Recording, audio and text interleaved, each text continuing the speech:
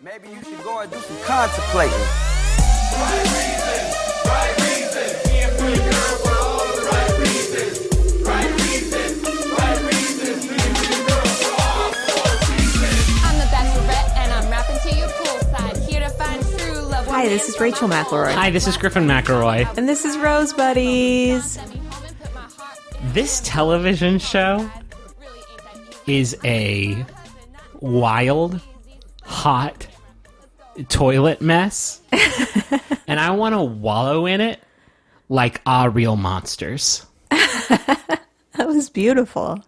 This show is trash dropped out of an airplane or a spaceship that sort of collects in space, like the dangerous debris that causes Sandra Bullock so much trouble in Gravity, that just slams into my body every few months. And I love every fucking second of it. Can I do one? Yeah. This show is digging in a nose for 2 minutes, finding a flag, and winning super sloppy double dare. This is the sloppiest double dare. This is quintuple dare.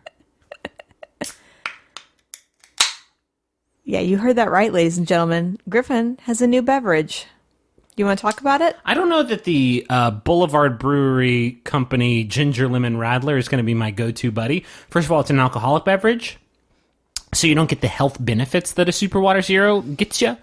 But I don't think any beverage is going to get me the benefits a Super Water Zero gets me. It's approximately 115 degrees in this studio. Yeah, it really is. It's hot as fuck. It's I don't only gonna get understand worse, why too. we have this one room in our house that's just a volcano's asshole, which is another great way of referring to this wild, beautiful shit show that we're doing a podcast about called The Bachelorette, featuring JoJo Fletcher. Can we start out the episode with a few thank yous? So many thank yous. A lot of people made me feel really great about myself and yourself and ourselves in this podcast. We got to see photos from watch parties in Chicago and Brooklyn. Our man, Drew Davidson, created the most wildly popular fantasy draft Bachelorette website. It's extremely popular, this website. Yeah. It's called the Rose Reckoner. You can find it on our group, and it's going to do the math for you. Not that our fucking fantasy team needs math.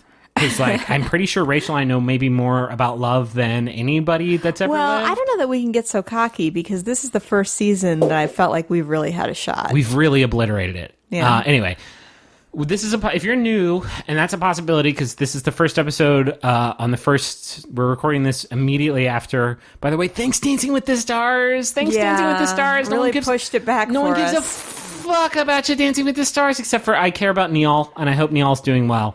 You mean Niall? I'll call him what the fuck I want to call All right. him. I'm sure he dances very good. He was, of course, our favorite ANTM contestant. And he won. He murdered that season, yeah. But they got kind of a late start, went to 8 to 10.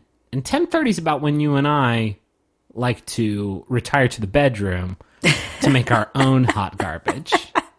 Oh, God. Is that what you call it? So it's a late start for this episode, a late recording session, a late fucking hot recording session. I might go change into my tank top. That tank top that you love so much. I do love that tank top. Griffin has a lot of muscles, and he doesn't brag about it, but there are multiple muscles in his body. I don't have a lot of muscles. I have a lot of bustles. That tank top really emphasizes. You know those who's got a lot of muscles. muscles though? Are the filth boys on this season of The Bachelorette. Oh, what a nice segue. What a fucking clown car. It's like Noah's Ark, and there's 2 different types of all of the different types of shit birds that there are in the world. I love this garbage so much. Bury me in it.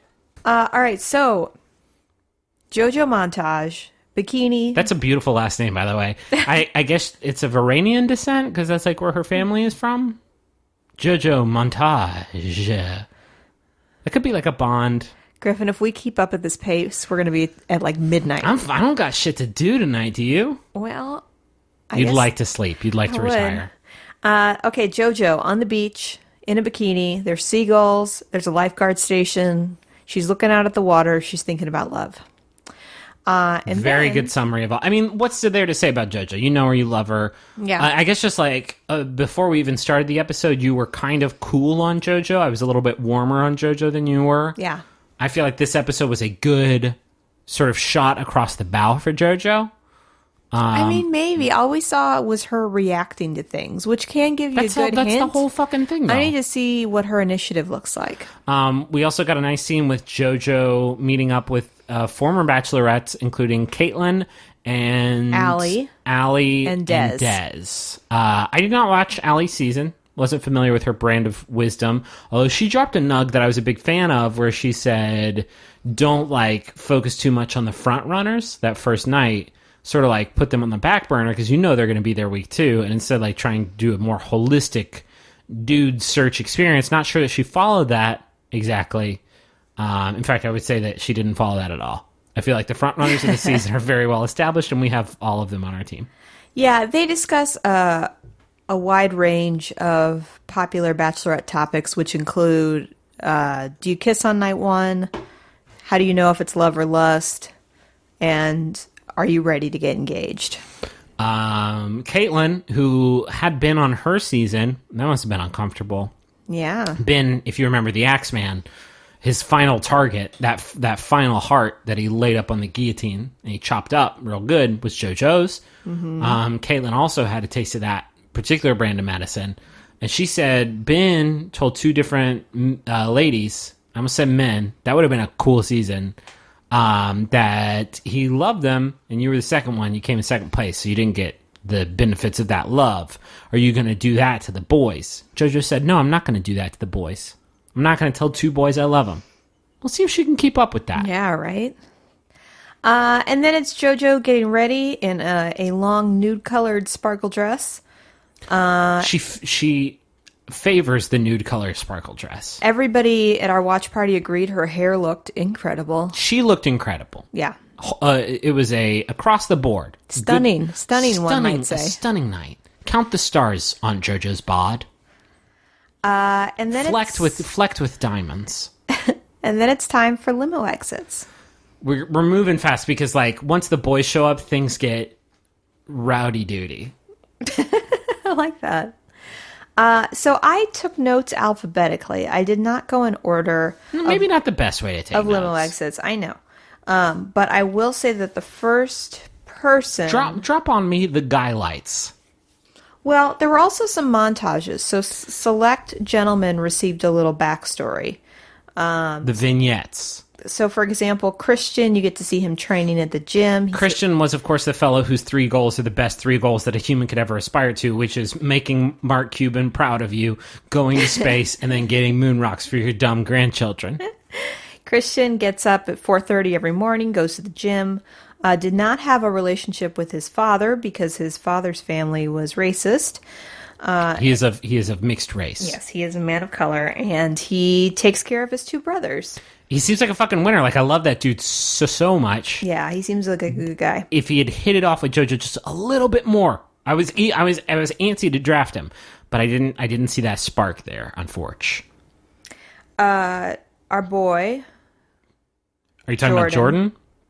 Jordan gets a football montage. Football montage? Why did you say that like the fucking lead singer of the B-52s? A football montage!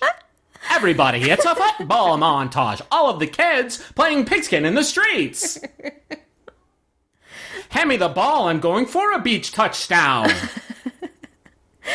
We get to find out about his lost love. And his history with football and his brother, Aaron Rodgers. I think I know everything I need to know about his brother, Aaron Rodgers. Yeah. One year, his brother, Aaron Rodgers, had the most running yards on the Green Bay Packers more than the people who were supposed to run. That's not right, but it's right for Aaron Rodgers. Jordan was also the first out of the limo. And if you follow the Bachelor-Bachelorette franchise, the first person out of the limo is pretty significant. Yeah, it's a good start. Usually they end up playing a big role in the series. Yeah. So in our team, we had 5 teams in our fantasy league this year, which if you listen to last week's episode, you know how we operate. I feel so fucking good about the rules this year. I feel really good about the drafting rules. We did one before the episode started, one after the limo exits, and then one after the first episode.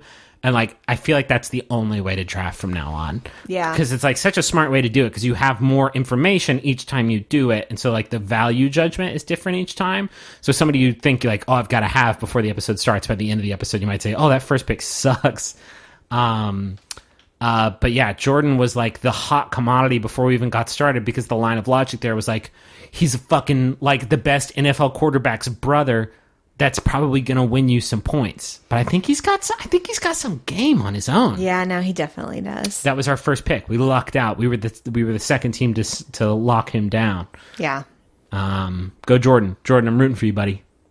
Do you want me to go alphabetically now through Just give me the guy lights. the guy lights? I forgot guy lights.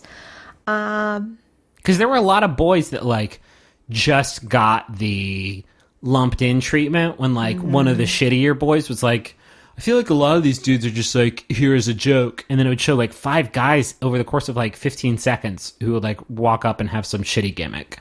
Yeah. I mean, in Ollie's montage, we get to see he's a pianist, and he does break that out. He's a man that plays piano. That's all I ask, is just a little bit of... It takes a little bit longer to say, but I think that they would appreciate it. And Brandon, the hipster, comes out and says that he knows nothing about her. I like that move a lot.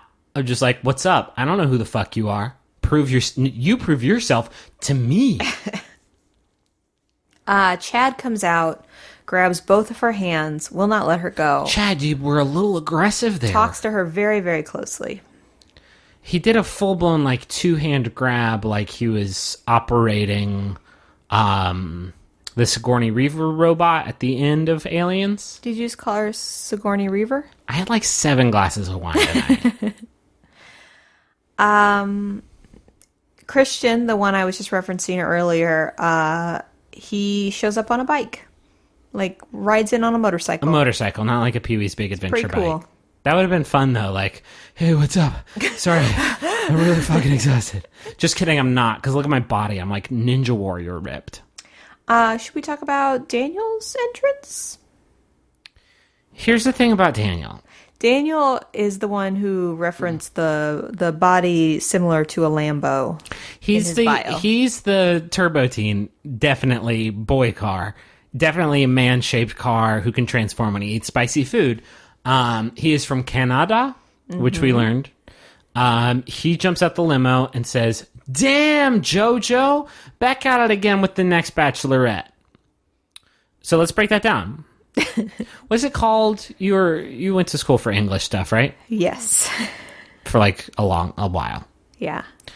What are they called? Those diagrams where like bust it out and they do like, it looks like a weird, shitty, lopsided fork, but it like shows you where the adjectives and the participles are in a sentence. They call it like diagramming a sentence. Okay, let's diagram that sentence. Okay.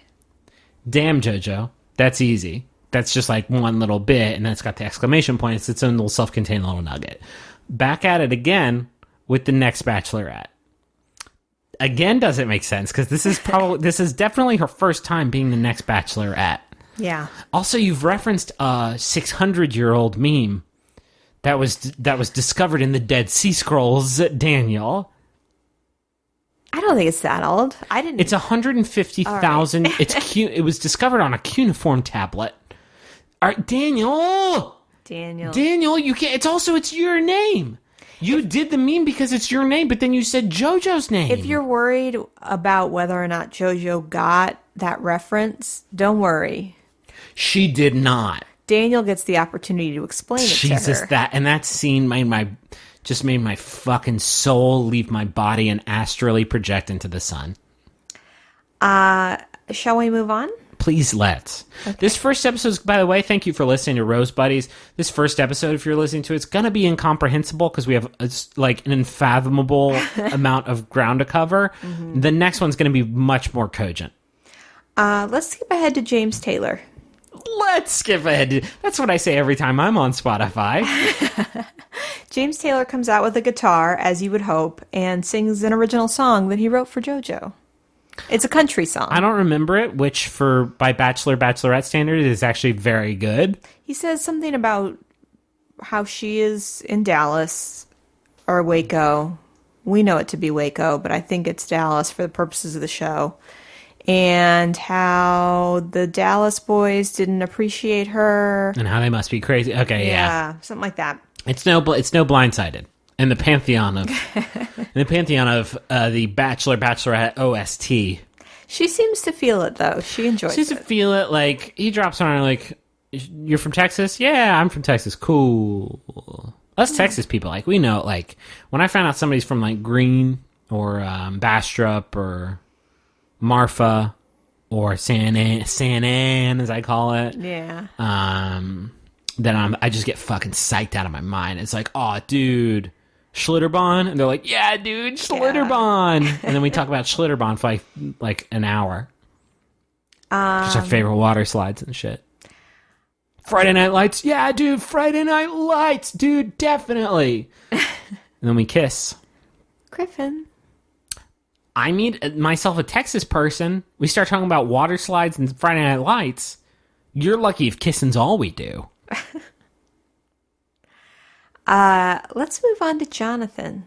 Jonathan came out in a kilt, as we were teased in the photo of the cast. While he's wearing the kilt, he walks up to JoJo, says that he is half Chinese and half Scottish. That's fine. And Jonathan, you should have stopped there, my dog. Jonathan goes on to say, don't worry, the half of me that's Scottish is below the waist. And then he leans in and tells her that he's, quote, not wearing panties. But he also says, you can interpret that how you will. And it's you've just most jokes follow the structure of setup, punchline. They don't follow the structure of 3 setups and then not a punchline after it. It was the worst. He seems like an okay dude. That was maybe the worst moment of the episode of television for me. Yeah. When the man made a Asian person penis size joke. I recognize that he's thinking, oh, there haven't been a lot of Asian guys on this show. And there haven't. And I'm just going to come right out and address it right away. That's a wicked, crazy thing to address. Yeah. That's fucking nuts. Yeah. It was poorly executed. It was poorly conceived. Yes, that too. Fucking Aaron Rodgers' brother couldn't have pulled off that hilarious gag. Speaking of, should we talk about his exit? Jordan? Yes. What do you do? You just fucking rolled up and was like... Well, he's I know you must be nervous, but I want you to know that my parents met and got engaged within 2 or 3 months, and they've been married for 36 years. And then from their loins sprung Green Bay Packers all-star quarterback. This is what's classy about Jordan. At no point in the night does he... He did not bring up his brother. He tout his football record or his brother's football record. He did mention that he played pro on a few teams, but he didn't mention He did, teams. but he really downplayed it.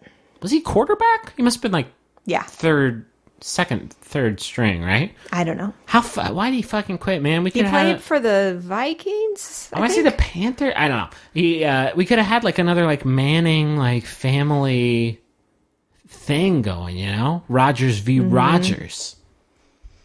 Luke showed up on a unicorn, which is to say a horse with a unicorn horn attached to it. Oh, baby, it's like you don't even believe in the magic.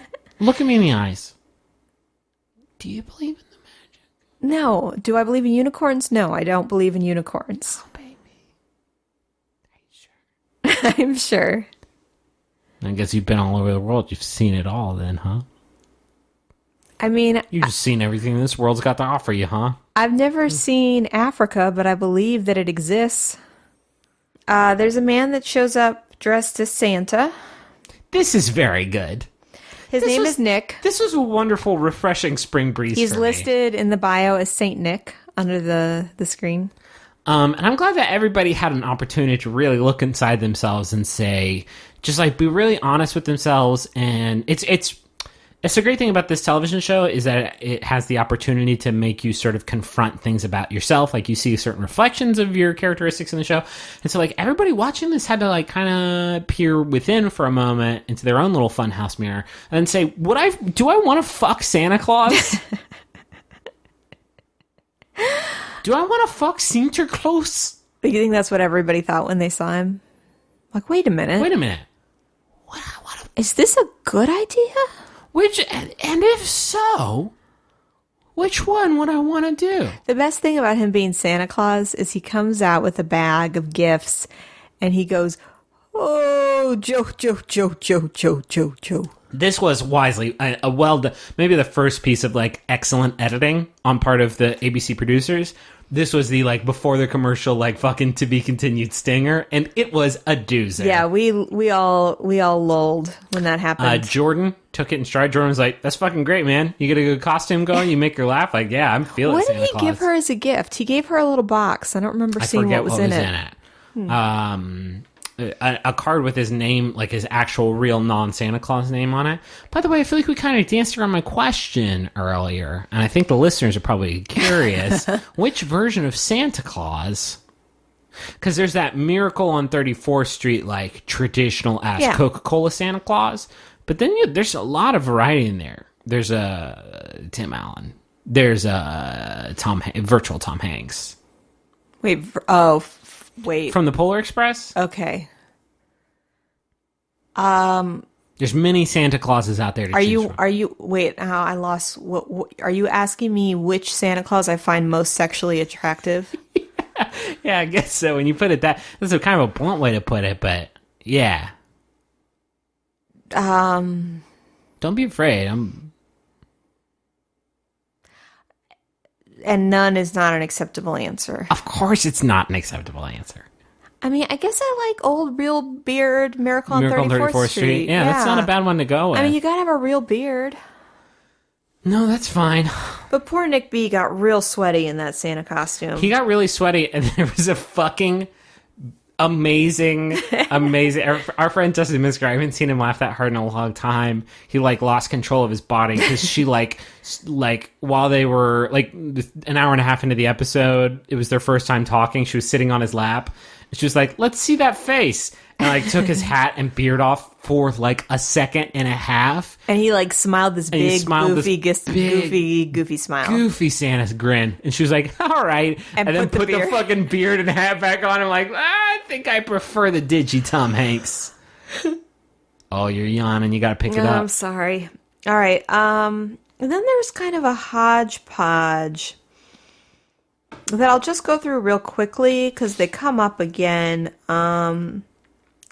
Nick S. comes out and does the splits. That was a weird... Nick S. brought a very uncomfortable energy to the show. Peter came out with a stuffed heart and said he wanted to be her man crush Monday. He's the one in the tan suit in the big cast photo. In a lot of ways, I think is worse than Damn Daniel. Robbie, old honeysuckle Robbie, offered her a bottle of wine, which she seemed to like. Okay, but you dropped the best part, the fucking amazing part. Did we draft Robbie? We didn't, did we? No. We had the fucking choice between Thought him and about Chad. it, but we didn't think he'd be a big point getter. I forgot about this. What Robbie did that was so dope is he said in the Fletcher family tradition, and he just opened the bottle of wine to chug it. And they both drank right out of it. It was so good because that's what JoJo's mom did on Hometowns. Yeah. Just like there's an amazing shot of JoJo's mom just like slamming a bottle of wine. Yeah. And I remember seeing that thinking like, this is a fucking best family. Why didn't we choose Robbie? We goofed up. Because Robbie is too much of a sweetheart. I don't think he'll get us points. He'll get those basketball coach points, which is to say like 10 of them. Yeah. Vinny, the barber, comes out with an actual piece of toast and says that he wants to do a toast or something. I don't know. It was pretty gimmicky. Wells, this is the radio DJ that I was worried was there for the wrong reasons. And I was so down with Wells, but you were so sour on him. He comes out and says, I brought some friends. These guys start to get out of the limo. We're like, I don't recognize these guys. Who are these guys? It's the band All for One. Who you may know from the song, I Swear by the moon and the... You're supposed to harmonize. And the sky, I'll be there. I'll be there. It's not how harmony works. Typically with harmony, you sing at the same time. It was a power. It was a incredible. fucking power play. And like, what was funny was that the guys in the house, they showed their reaction and none of them could even throw any shade. They were like, well, shit, that's a great move.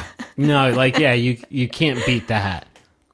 And then I would say the worst limo exit goes to Will, who has a bunch of note cards in his hand, throws them up in the air and says, oh no, I've dropped them. They're all out of order now. And then reads them out of order and says, like, I've been wanting to tell you this for a Yeah. while, that and he flips the cards and he says, the most beautiful woman I've ever seen. And he goes, oh, I guess they're definitely out of order. And then all the blood came out of my body. Yeah. I just bled through every pore of my body. Everybody has a gimmick, but it's best if you don't incorporate like an action with the gimmick, because then it just is uncomfortable for everyone. There's some of this shit I just fucking dissolved. Yeah. Number 3, like, cringe shit. I think number 3 was the note cards. Number 2 was Damn Daniel, who then later in the evening had to explain what the meme Damn Daniel was. And then number 1 was the dude that made the fucking Asian penis joke. Yeah, Jonathan. Those were the top 3 highlights of, like, things that made me want to die. And I'm pretty sure all 3 of those dudes made the first round cut, which is insane. Yeah. Or no, Jonathan didn't, right? Jonathan did not. Rip J. But Bones. Daniel did. Okay. And so did Will, the note cards guy. The note cards guy. Some weird choices, Joj, but Yeah. I get it. I feel like Joj maybe had a number of people that she had to send home this episode, and it was a max cap. And when she found out who the boys were, she was disappointed that number was not much, much higher. Because maybe half of these toilet people she could have handily excused and not had to worry about whether or not one of them was her husband. Like, I think, like, Will and Damn Daniel, she probably could have safely seen off, and then 10 years from now, she wouldn't wake up in a cold sweat and be like, what if it was Damn Daniel? Yeah, now this brings up the question, and we, I think, all kind of believe in it, the producer pick, right? Like, there are people that don't seem to be at all frontrunners, but they end up staying week after week because they are motivated by the producers to keep them. Big shout out, by the way, to the censor bar operator. Must be the same guy who was doing that work on Jillian a couple seasons back for his good work on Jonathan's kilt penis. Yes. Real good. It was so unnecessary. Like, it was obviously covering up the parts that pants would cover up, but back at it again with the white kids. So then we get to see the men kind of interact with each other during the cocktail party while JoJo is meeting them individually. They're all super nervous, and they're all talking about how nervous they are, and JoJo's starting to get kind of frustrated because she's like, you know, my first night, when I met Ben, I felt this instant connection, and all the guys here are so tense, and I'm just not getting to know them. I wish they would just relax. And then Jordan shows up. And Jordan gives her his coat, asks her how she's been the past few months. Yeah, he actually brings up the fact that, like, she got this shit kind of dropped in her lap. The shit got picked up off Kyla 001's lap. It said, like, this isn't your shit anymore. It doesn't belong in your lap. Yeah. It's going to be dropped on another lady's lap. He was the only person to kind of bring that up, and, like... He's got, like, his hand on her back, and she tells us, the viewer, that he's just so confident and sexy. And he is. Ain't no doubt about that. Yeah. And he plays it real cool. He says, oh, I do media and sports broadcasting, and I retired a year ago from football. And they go in for a hug, and she gives him a little cheek kiss. I don't know if you noticed. And that's when we knew. Yeah. And so they have a kind of a quick interaction, and then she goes on to the rabble. James F. gives her a boxing lesson. Will uses a cootie catcher to get a kiss from her. That was fucking horrible. Yeah. A cootie catcher is that game where like you do like there's a number and then the color and you do it the number thing. Yeah, it's you make a little paper puppet looking thing that you move in and out, and they're sometimes called fortune tellers. And then, but on every fucking insert of this, it says "Kiss JoJo" on it, and he does it, and she says, "Oh, are you?" If she has to say, "Are you ready for that?" She doesn't want to fucking kiss you, dog. Well, and she even says, like, hopefully we'll have another better kiss. Like, they both... Because that one stunk to high heaven. Yeah. So that's over. After it's over, Jordan shows up again. Jordan, not even after it's over, Jordan steals her away. This is our first steal you away. Yeah. Which in our league is mad points, and Jordan was the first one to score them. Because Jordan was like, it seemed like you were having a fucking miserable time in there. Because that man in there, that adult man in there, kissed you, and he used a cootie catcher as the excuse to get the kiss on your mouth. How did they end up kissing? Because they started kissing. I don't even remember how it started. It's like two fucking war buddies in the trench, and they just like survived it's like after the beaches of Normandy, like all those soldiers on D-Day, the surviving ones, just started fucking kissing each other. Because it was like, that sucked. It did suck. Bill got his fucking arm blown off and he died. I know, it sucked. Jim got his whole bottom half is gone. Reginald got his whole body blown off. This sucks. Let's kiss. Jonathan lost his kilt. Jonathan lost his kilt. Let's kiss. Yes. And then they just start kissing. And they kiss. And it goes on for a little while. And then it ends and they're both very pleased. What? They're both very pleased? And they were very pleased. I find that equitable. Yes, we should do that again sometime, yes. And then he walks away, and she watches him walk away, and she goes, his butt? His butt. His butt? I'm going to have to start doing squats. To like and compete? she looks like she's going to swoon. Well, just because, he's got a shapely tone behind. I do not doubt it. And she feels the need to kind of keep up with the Rogerses. Fucking Wisconsin, that milk-fed ass. Oh, God. He's got that Wisconsin milk-fed ass. Somebody please extract that and turn it into just like a cool remix. I tweeted at Aaron Rodgers during this show, like, bro, your bro is handsome as fuck. Yeah. You got a handsome bro. Yeah. He's gonna Did you hear back? Did you hear back? Was he like, thanks, He did Griffin? not. All I want in this world is a tweet from Aaron Rodgers. Yeah, I know. So JoJo clearly locked in. Then she goes and meets up with Wells again, and they're sitting on a bench. All for One is still singing behind them. Wells is amazing. I really like Wells. That's probably, I think, my two. I'm sad we didn't draft Wells. I'm sad we didn't draft Robbie. I think I'm more sad about Wells because this interaction where All for One was just singing, he was like, this is just like our life. If you end up with me, like All for One's just like always behind me, and I'll be like making a sandwich, and I'll just be like, they'll be singing the whole time and making the sandwich. Yeah. I'm like, that's fucking great. That's good stuff, Wells. He looks different than he looked on his bio picture on the website. Nah, he does. I can't explain it. He looks like he's a super handsome dude.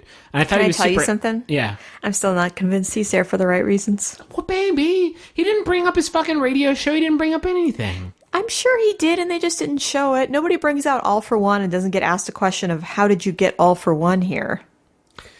I guess so. I think he's there for the right reasons. All right. We'll He see. just has this like crazy hookup, and he's got to use it. Like some dude brought a kilt. And where do you even get a kilt unless you know somebody? Yeah, they're expensive as hell, man. We rented them for Justin's wedding, like Where do you even go to rent a kilt? online. Kilts.org. You can do better than that. Fucking plaid boy skirts at tassels.gov. That's much better. Scottish All right. butt and ding dong umbrellas. Oh, Griffin, you're just going to end up editing this out. .biz. Is that your last one? Wiener tablecloths. Gingham wiener tablecloths at...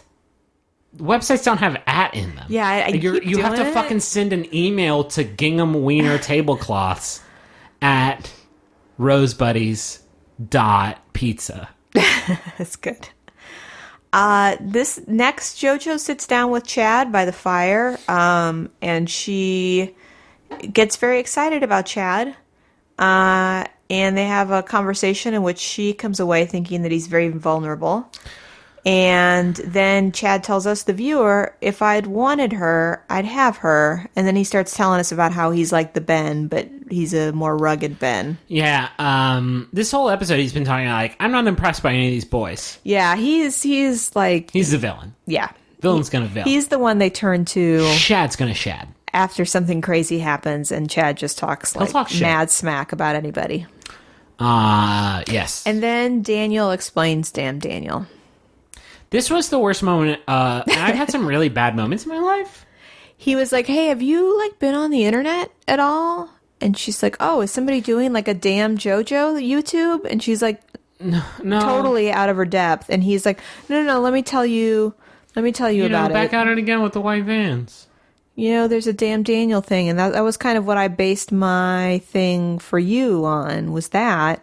And my name is Daniel. So just did that because you should the internet. And it was so bad. It was really, really, really... And we went immediately from that to a montage of all the drinking that people are doing, in particular Daniel. Can I say though, can you fucking blame Daniel? If I had that bad of an interaction with like a stranger at Costco, I would get fucked up that night. Because it's just to like sort of move on from it. If I did it with somebody who I had been brought onto a television show to court romantically and sexually, and that was sort of my opening, that was the biggest yawn I've ever seen anyone do. Stop. If I had done that on a sexual television show, A sexual television show? that I was a competitor Is on, that what we're in the business of now? Is commenting on sexual television shows? we're not in the business of sex shows. Gosh, I can't tell I'm just anybody saying that. that was probably, it was the worst moment of my life, and I'm like 18 degrees removed from that situation. It was definitely the worst moment of Daniel's life. So we needed to loosen up. Is it worse than later in the night when Daniel pokes Evan in the belly button? And Evan tries to give him the benefit of the doubt that it's a Canadian thing. the old Canadian greeting. So much so, like, it caused such a stir that James F. was like, oh yeah, no man, you don't Nah, touch dude. anybody in the belly button. You don't. There's no good reason to poke a dude's belly button. There's 100 good reasons to poke a dude's belly button. Number one, they've got something in there. Number two, they've got an adorable little tummy, and They're you need the to Pillsbury explore. Doughboy. Number three, if they're Yeah. cosplaying as the Pillsbury Doughboy, that one's fucking obvious. Or a treasure troll. And then Daniel removes his coat to show everyone his very short tie. This fucking tie, you It was guys. so short. This fucking Mr. Potato Head situation this dude had going on. And I'm not a style expert. You know what I mean? Well, I'm not a fashion guru. I would say, But when your tie looks like fucking fruit roll up, yeah. you did a bad job with it. And then he takes his clothes off. We get to see him do a little posing. We see his underwear, which he assures everybody is, quote, male underwear. Because JoJo sees him and says, "Is that a thong?" And he goes, "No, it's male underwear." Okay. You just described a broad spectrum of garments. And then he jumps into the pool. First one in. There's a lot of shade thrown at him for this, but just like, pool's there for a reason. And then he's like so drunk that after he gets out of the pool, he stands around, like he continues to stand around in his underwear as if like maybe if I just keep leaning into this, people will think I'm a crazy fun party guy. But he didn't. You just kind of stood there. Yeah. Nobody seemed like drawn. You didn't have any particular like No. party magnetism. No. And then this is when we see a parade of drunk men interrupt JoJo when she is doing interviews. She is back in another room, kind of doing the solo work that bachelorettes and bachelors do. Nick S. barges in, brings her a water with lemon, and then clearly has no reason to be there and is surprised that he is interrupted. As he's walking out the door, he not literally, but basically tags out, and Vinny comes in, also drunk, and tries to talk to JoJo. This was bad. There was like a good 5 minutes of this episode. A good 5-minute segment where it was just like, this season is just going to be a Ferris wheel where every car is full to brim with just garbage. You know what's crazy though? So Nick goes home, which yeah, I get that. Vinny does not. For some reason, Vinny's a handsome boy. Is he? Yes. You love that lineup. That's what it does for Fucking you. sharp lineup, dude. You could I could measure and cut wood using that lineup as like a straight edge. You could set him face down on a deck and figure out whether it was level. Absolutely, I could. Then we get a clip of Ali playing Furlise. This was insane. They were playing Furlise, and like JoJo was awestruck, and like a lot of the people that we were watching with were like, "It's amazing." It was a good version of the second song you learn to play on piano. Because your first song is either Chopsticks or Let It Be by the Beatles, and then your second one's Furlise. Should we tell our listeners the great joke that our friend Anna made? I would love to hear the great joke our friend Anna made, because I've forgotten it. Oh, okay. So Ali's playing the piano. We all recognize it as for Elise. The second song you learned to play on piano. She says, see, you had me take the note, but I Yeah. didn't hear the context. Do you know the joke now that I've gotten closer to it? I think she just said, "Hey guys, for Alice." Yeah. And I was like, I would think I was like full tilt line You drunk literally at this told point. me, you were like, write that down, I Rachel. was fucking rolling. I was rolling on that one. Yeah, good joke, Anna. It's fucking slam dunk. And then just a few final notes before the rose ceremony. James Taylor gets some nice moments with her where she thinks he's a kind soul. He does some good stuff. He's putting down a good game. Yeah. I think the Texas sort of He's from team, Texas. She's from Texas. I think most of the dudes from Texas are actually going to do pretty well. Like that particular demo seemed to score pretty high with her. Speaking of which, Luke gives her really nice cowboy boots, which she also likes. That's kind of a crazy gift, right? Like, I think that would be a good game. I think if I was on Bachelorette, which I'm not like planning on doing, but if I was, can you just bring like an iPhone 6? Well, You know what I mean? I 'Cause, think like, those boots are several $100s. Yeah, I think the point is that it's a personal. Like, this is representative of my hometown. Fuck that. Fuck that. Maybe from Cupertino.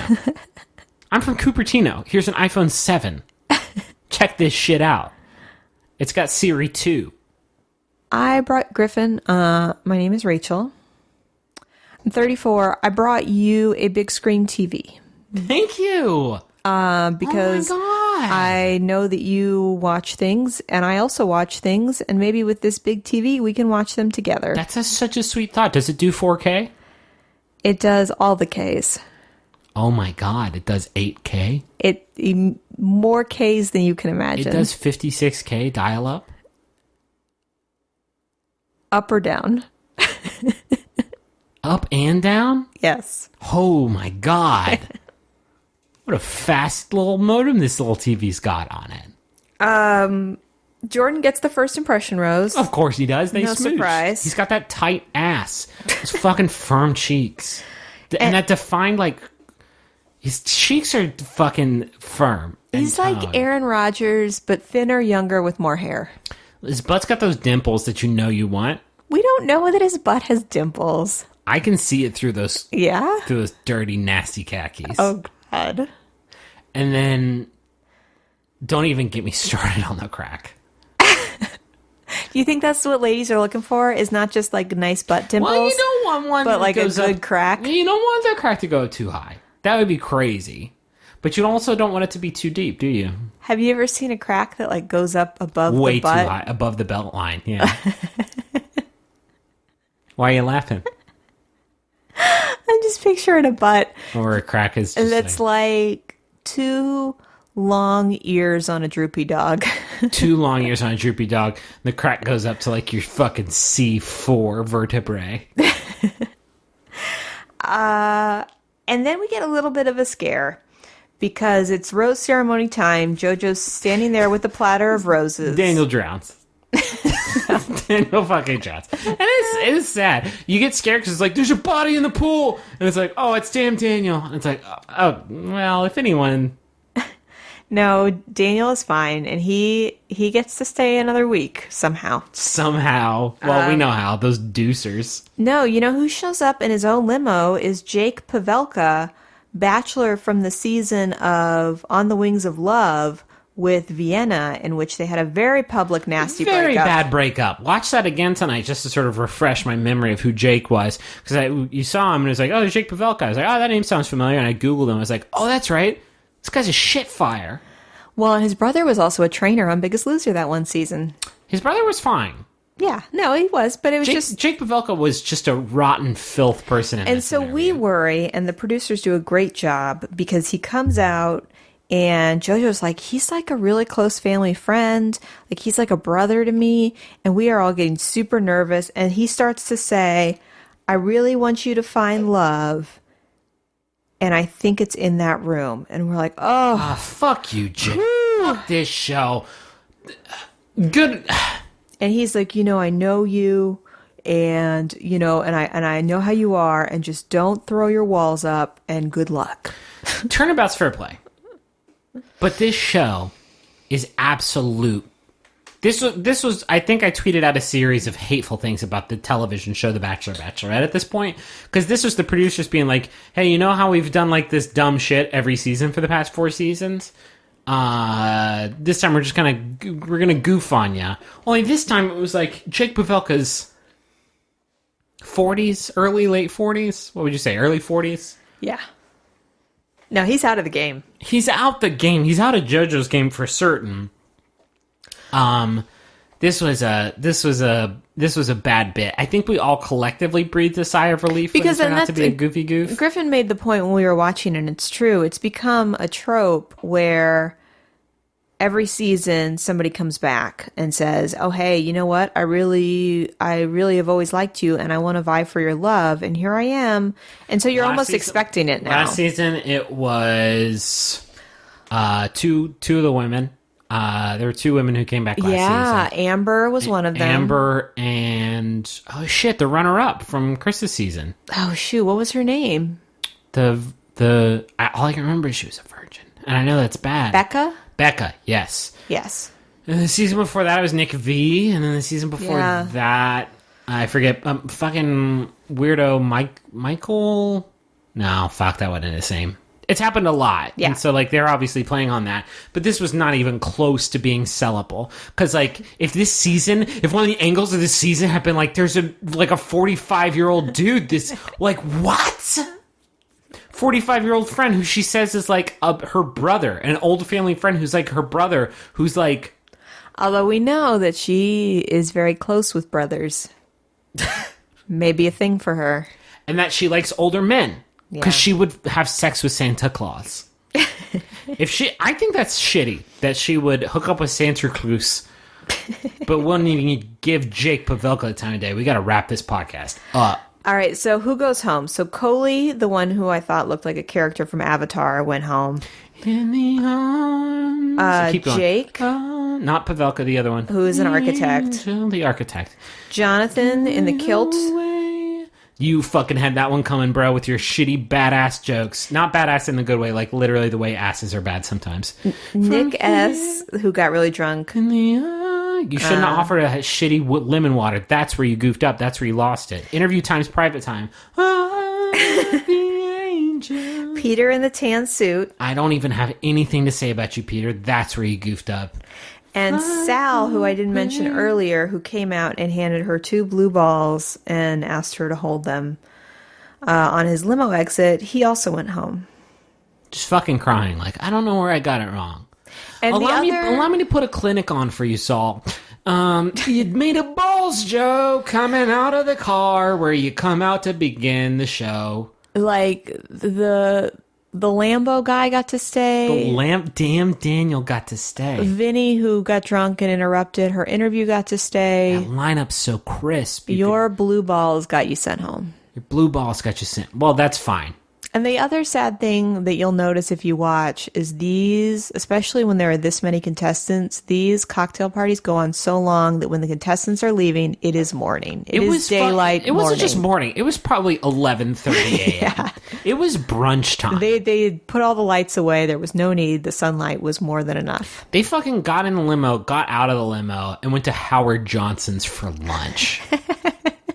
Howard Johnson's? Hojo's, don't they do breakfast, lunch, brunch? I mean, I guess so, but of all the places you could have mentioned. IHOP would have been more relatable. Yeah, or Denny's. Or McDonald's, They could have another gone- sponsor. A year ago, they could have gone to McDonald's, and they would not be serving breakfast anymore. That's Is how late these That's fucking- good. Should we go now back? Now they do the all-day breakfast. Should we go back They and do the all-day breakfast, as we've learned from the fucking Bachelor-themed commercials. So that was the first episode, y'all. A confession. A dark confession. Okay. We drafted our third team member. We did not watch it at a house that had DVR, so we all drafted our third team members, and that third round draft went a little bit long, and we had the TV turned off so we didn't accidentally watch. Yeah, we didn't want to spoil. We didn't want to watch the season preview before we drafted our third team member because we thought that would be an unfair advantage. So we missed the first half of it, and we literally just drove home and started recording this podcast because it's tomorrow. So you, dear listener, know more about this season of The Bachelorette than we do. We will say, okay, so we will watch it before we record our next episode just to have a more. So we drafted Jordan, as we mentioned. We drafted Luke, which is going to be a huge get. Gonna be fucking huge, dude. And we drafted Chad. So that's a controversial choice, but like we've changed the way that the rules work, where bad boy points will get you just as much good boy And points. boy, are we glad we did, because what portions of the teaser that we did see included a lot of Chad.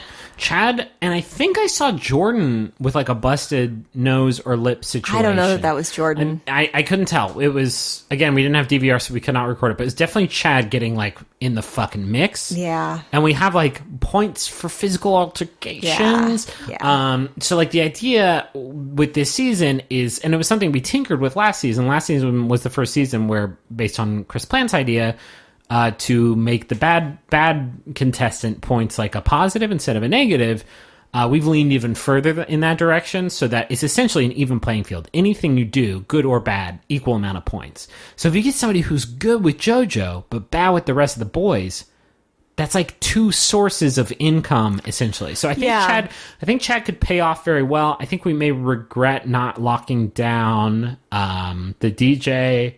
Yeah. Maybe Robbie, depending on how well it's hard to tell when they show you teasers. Unless you see some of them out of the country, which is usually a good suggestion, they make it pretty far. But it's hard to tell the footage you're looking at. Is it from the next episode, or is it from? But that 5 weeks from now. That's core of Jordan and Luke is like, I feel so good about it. Yeah. And we're the only team that has both of them. Yeah. Which is like sick. No, and the thing with Luke, there was something about his limo exit. You know, she was very intrigued by him, and he did this perfect dance of being like, oh, hey, yeah, no, it's really nice to meet you. You know what? I'll tell you more about myself inside. And just kind of got out and... fucking... So fast. He got off of a horse with a unicorn on it. Yeah. Horn. Not another second horse. There's not a second equine being and like any other dude would have been like, oh, good. This is great. Look at this horse I got. It's so the best. This fucking dude had the most amazing combination of He was like, oh, the horse is named Coconut. Anyway, I'll see you inside. Anyway, fuck you, bye. Like the most amazing, like, yeah, I came in on a unicorn. What's the fucking big And then he deal? gave I'm her Luke. those- Later, deuces. Those nice cowboy boots. Okay, so, whatever. I'm Luke. Don't even talk to me. Here's a $500 pair of cowboy boots. It's like, which way are you coming at me from? You're coming at me from like hot and cold and unicorn She and was cowboy so boots. into it. She was so fucking into it. I'm a little nervous that he needs that quick exit because he is not a man He's of a lot not of a man substance. Yeah, but I don't give a fuck. You get 100 kisses, Luke. Yeah. Then you've earned your keep in the McElroy household. Yeah, and this is why. So we almost pick Robbie because sweet honeysuckle Robbie That fucking wine joke was like so. That was like that to me. That was the funniest moment of the episode because that joke. That was the only thing I remember about JoJo's hometown is that her mom slammed wine from the bottle, and I remember thinking like, this woman rules. And then for him to bring that up to her fucking face during the eliminations, it was clutch. so funny. He gave a real good impression, and she was a big fan. But he doesn't seem like someone who's going to get a lot of points. He did a lot of like commenting on what other dudes were doing and didn't do a lot of like swooping in there. You need somebody that'll give the smooches, that'll do the swearing. I referenced that'll go in for, all the points. I referenced the basketball coach.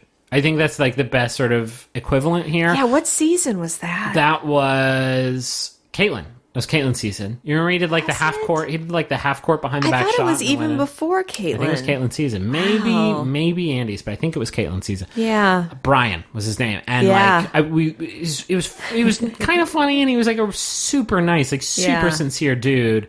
But like, I think we had him on our team, and he scored us like nothing. Yeah, and then he did that half court shot and kissed her on the basketball court. That was the thing about last season that was so frustrating for like half the season is to like. You gotta fucking get in the game. If you wanna like... I don't think that was Caitlyn. I think it was older. Maybe Andy. Feels older. If you gotta be... I'm not even talking about the Bachelorette. I'm talking about the last season, the Bachelor with Ben Higgins is like... For the first half of the season, none of the women were in the game. Like, nobody was going up for stealing him. Like, everybody was waiting on him to come to them to, like, start their conversations. Nobody was, like, getting into it. And I just don't think that's going to be a problem with this season of Bachelorette because these boys are rowdy garbage bags. They're garbage bags caught in the wind. They're fucking Woodstock 99 like 3 days after once all the like garbage has settled down. And the water ran out. The water ran out and like all the garbage has settled into the mud and then people made fucking snowmen out of them and then they came to life Frosty style and then entered the Bachelorette. I fucking love this sewer that we've made for ourselves. How you feeling about JoJo? Let's talk about JoJo because that butt line was so good to me. Like I was already so pro JoJo. So she said that butt line, and Griffin turns to me and he's like, "Are you on board now? What's it gonna take? What's it gonna? Let's talk.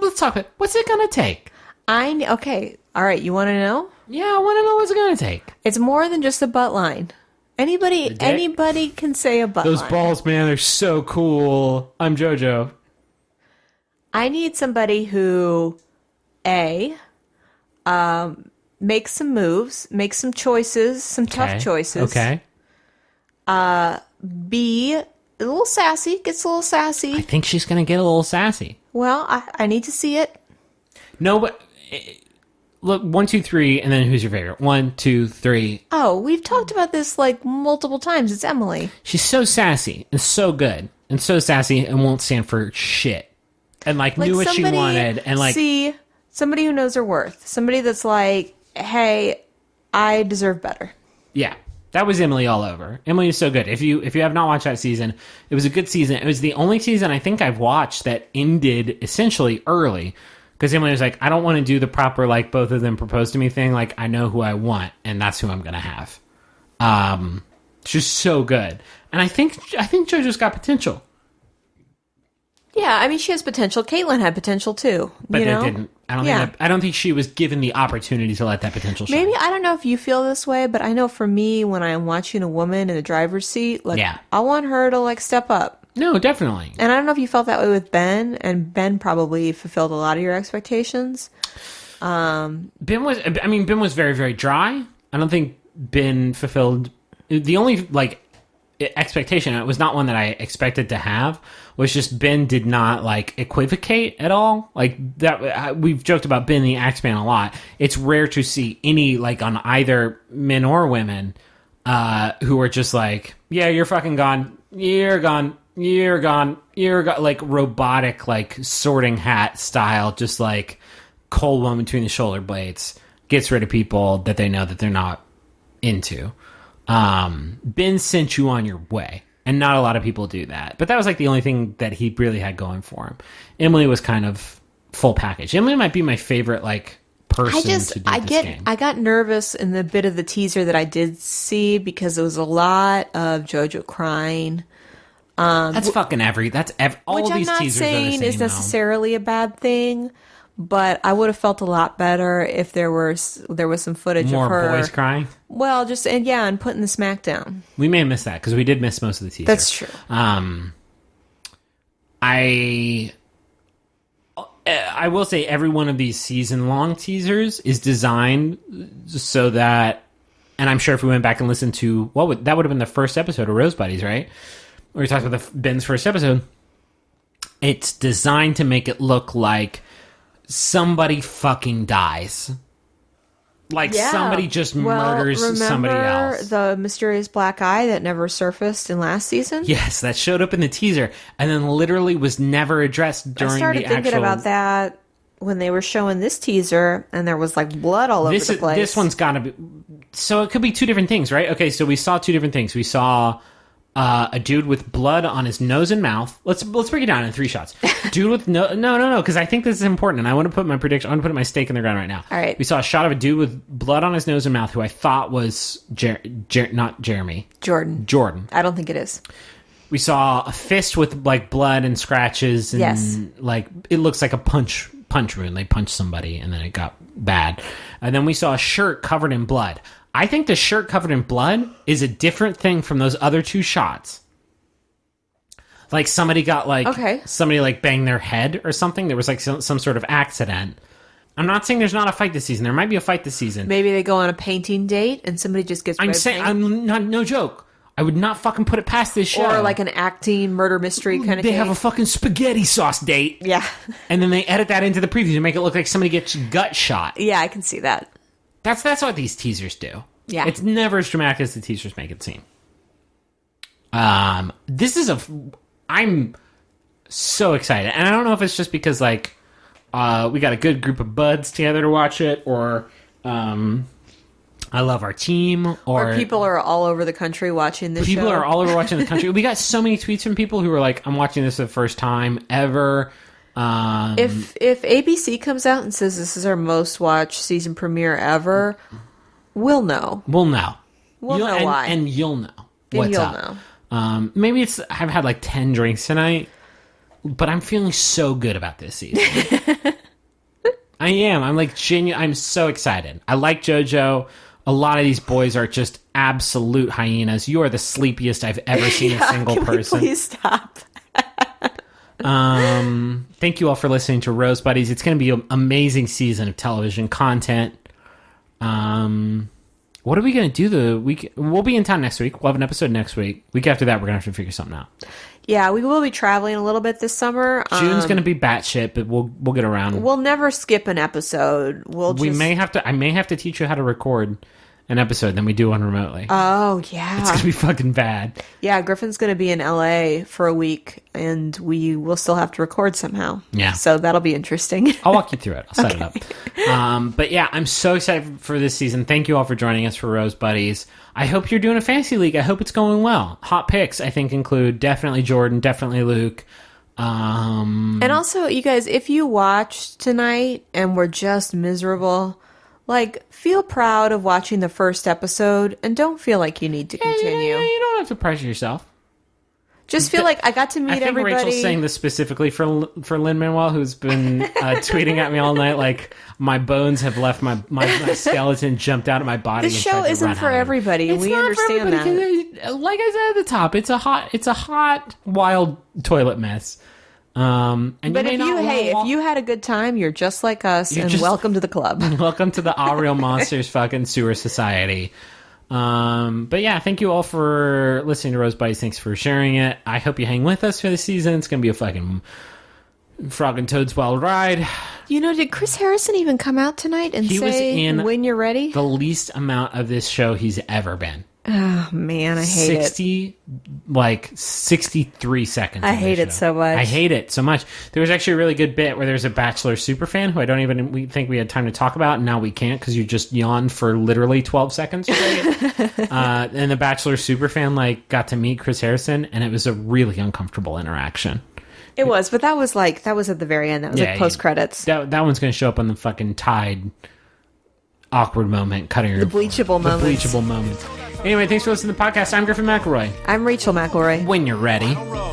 Stay with us on this journey of joy. Spoiler alert. she ends up with Soldier Boy. Right reasons, right reasons.